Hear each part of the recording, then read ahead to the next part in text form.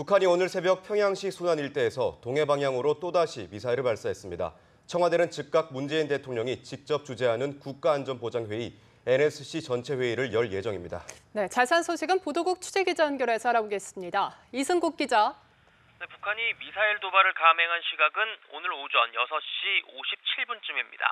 합동참모본부는 북한이 평양시 순안 일대에서 일본 상공을 지나 북태평양 해상으로 불상의 탄도미사일 한 발을 발사했다고 밝혔습니다.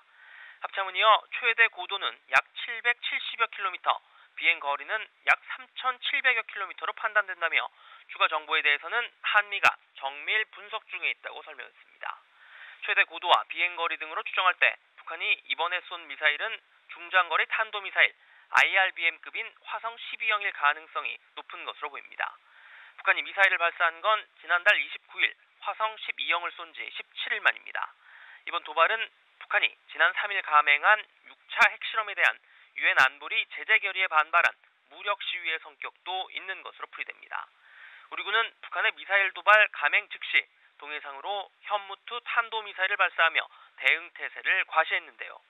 한미군 당국은 최근 북한의 미사일 발사 징후를 포착하고 면밀히 감시 중이었던 것으로 알려졌습니다.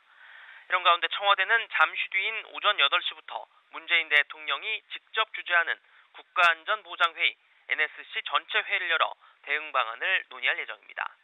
다시 한번 전해드리겠습니다. 북한이 오늘 오전 6시 57분쯤 또다시 미사일 도발을 감행했습니다.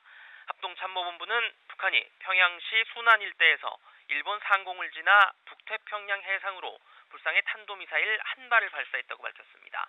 최대 고도는 약 770여 킬로미터, 비행 거리는 약 3,700여 킬로미터로 판단된다며 추가 정보에 대해서는 한미가 정밀 분석 중에 있다고 설명했습니다.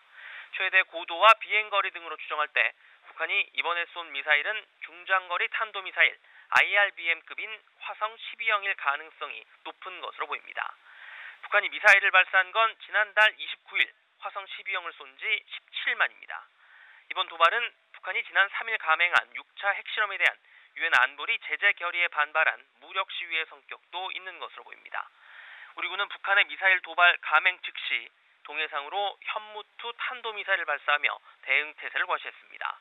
한미군 당국은 최근 북한의 미사일 발사 징후를 포착하고 면밀히 감시 중이었던 것으로 알려졌습니다. 청와대는 잠시 뒤인 오전 8시부터 문재인 대통령이 직접 주재하는 국가안전보장회의 NSC 전체 회의를 열어 대응 방안을 논의할 예정입니다. 지금까지 보도국에서 전해드렸습니다.